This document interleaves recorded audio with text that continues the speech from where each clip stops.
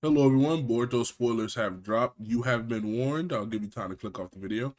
And just a little discretion, I am sick right now. I don't know if it's the flu or COVID. Haven't really gotten tested yet, but have been feeling bad these past couple of days. Doesn't seem to be getting better, but hopefully, we'll be back on the grind soon enough. This is the cover page. Um, I don't really like this cover page. I can't even lie. I don't know what about it. Maybe his neck is too long. His face just looks a bit off. Don't really like it. But cover page is just the beginning. First pages are we pretty much pick up where we left off last chapter. Boruto, saying, "Oh, good, I found the Ten Tails or whatever." Kawaki's looking at him, still wondering what he's doing. Says Boruto's still in front of Kawaki at the beginning, but the frog tells Boruto that he needs to hurry. So Boruto uses the Flying Thunder God technique to travel to where the Ten Tails is, but the Ten Tails has suddenly disappeared. Now, I know what y'all are thinking. Did they just say Flying Thunder God? Yes, they did. Boruto now has teleportation just like his grandfather and Minato. The Minato manga just dropped, a couple months ago. Boruto is already incorporating a bunch of stuff that was mentioned within the manga. The manga is perfect for foreshadowing. That one shot needs to be read if you haven't read it so far. This is a technique that people wanted Naruto to get, but Boruto has it. This is just further adding to his arsenal. I'm loving it. The next page basically says a new enemy has emerged. Code is confused, thinking it's bug, but no, Boruto says that it's a god tree or sacred tree. So I guess Bug, who was basically shown to be in a state of suspended death or dead, whichever you want to take, in the last chapter, this is what was basically foreshadowed in chapter 1, 2, and 3. That Code was basically by virtue of taking control of all of the Ten Tails and Claw Grimes, he was evolving them past what they were supposed to do, and now they're gaining their own sentience. So this is basically the Bug as Claw Grime. You see Code is very shocked. Boruto warned him about this, and it's just standing here, all creepy and menacingly, and it rushes forward at Boruto. So from this panel alone, you can see a fight's about to start. Very next panel, the new enemy engages Boruto and pushes him against the wall. Boruto uses lightning release to create a distance, but futile. The enemy goes for the kill, but Boruto escapes using Flying Thunder God yet again. Now I will say the art this chapter is just peak yet again. All right, Boruto reacts, he's blocking. He does get sent to a wall, but that's not really a feat. He still reacts again, shocks it, and basically just disappears. This is Boruto, teleporting away. Code is still, oozing, wavy around from the Uzuhiko, and Boruto's just chilling, doing what he does best, being cool. Boruto senses a new chakra and turns around to look at the sky, finds another enemy. The divine tree has evolved with the help of Code. This is how you introduce a new villain. This is Aura. I'm loving the new designs. They're so unique and they're actually monstrous how they're supposed to be. These are no pretty boys. These are no run in the mill, Gojo esque Aura, a pretty guy who's super powerful. These are monsters. These are weird Otsutsuki fine creatures. They're supposed to look that way. He has hooved feet, for God's sake. I actually like this panel so much. It just shows his aura, bro. It's so good. Next, we get two more.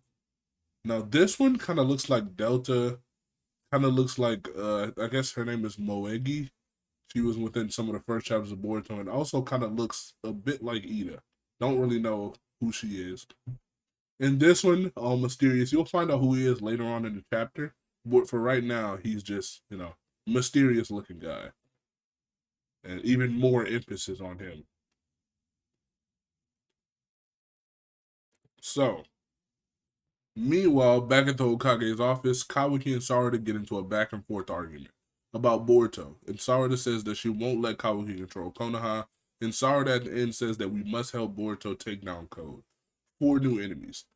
So, our girl Sarada is actually stepping up for a comrade, Boruto, and is telling Kawaki that the smart decision is to go help Boruto versus these 4 people. Because since he has evolved these Ten Tails, they all have their Rinnegan, they all have mysterious abilities, and they're based off people who, as the God Tree basically gains genetic information and power and nature energy from the planet. So whatever information they gained from the tree, they uploaded it and updated it into this vessel, and they became these mutated humans, right? Or mutated claw grimes, I should say.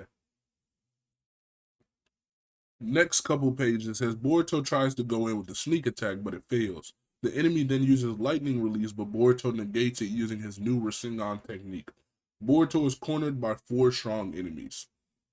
Right here, you see him attempting to go for this counter attack or sneak attack, and this mysterious guy just glances at him with the Rinnegan, right? Then, basically fails, comes out of the claw mark, tries to attack.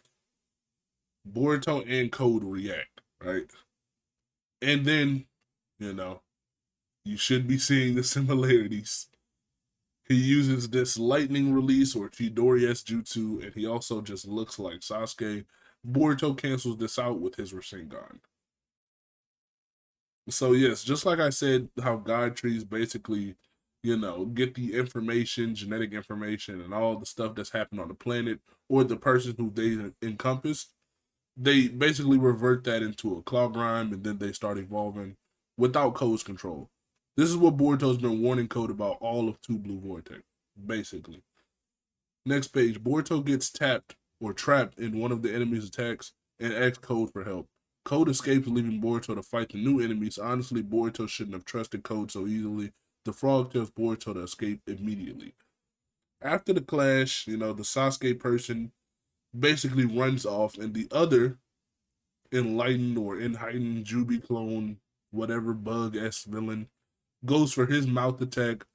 Boruto tries to slash, but it gets devoured again by this Moegi Delta looking person. And he's realizing that he's in a bad position.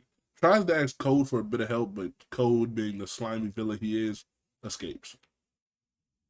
This guy is still just floating in the sky menacingly, looking down on Boruto. These villains seem stronger than Code and more impressive than Code already. These are rough translations, Abdul says, but basically it says our ego has just awakened, and our overflowing curiosity and thirst for knowledge has surpassed our instincts to eat you. For now, wherever you run, wherever you are in the world, you can never escape your destiny. He's still floating above this Rinnegan, and you see this tree off in the distance, wondering what that is. Right, so this guy seems to be the leader or the most important one, so far at least. Bro, these pages are building up to be something perfection, bro.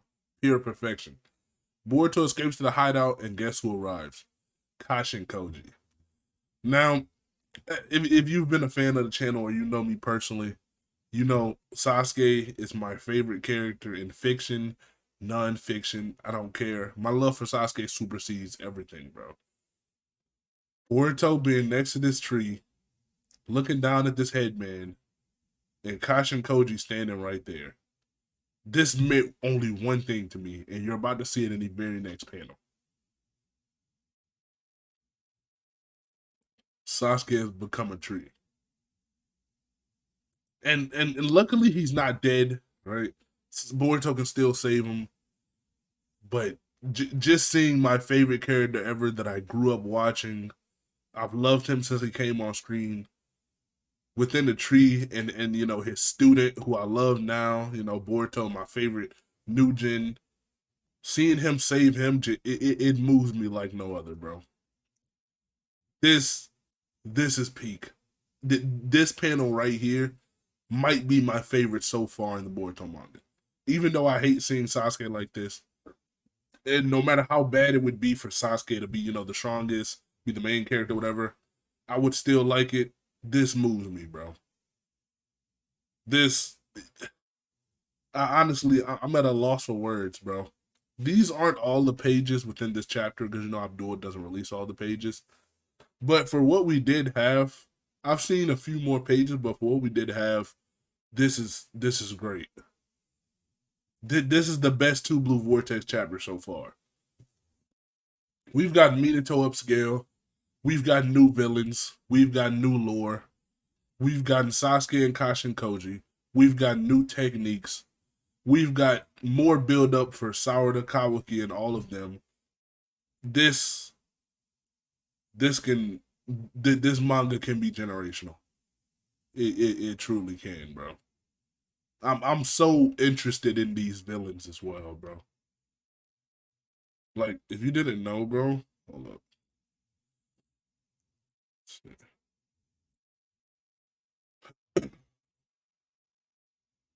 This peak, true peaking, true peak, bro. I just tweeted this out, bro. This new villain group, I love it. I honestly love it. All of these designs are unique, intimidating, interesting, monstrous. Like I love Bug's design. Hers is probably my least favorite since it's not that unique. But these two, him just looking like Sasuke moved me already, bro. They cook, man. They cook. 56 likes in 7 minutes is crazy. 58 now. Yeah, this chapter is a. If I can give it 100 out of 10, I would. Complete 10 out of 10. This is everything we've asked for. Two Blue Vortex has been cooking with non-stop bangers so far, bro. We even see parallels from right here. Fellow Sasuke fan, man. Faulty. I'm still sick, sick up at 4 a.m. reading Boruto spoilers. I got school in the morning. I'm gonna try to put this out while I'm at school. It's a crazy time to be alive, bro. The grind doesn't stop even if we're sick. Got another video coming when the chapter drops. Very special guest on that one. With that being said, make sure you like, comment, subscribe. Hope you enjoyed. Read Boruto, and goodbye.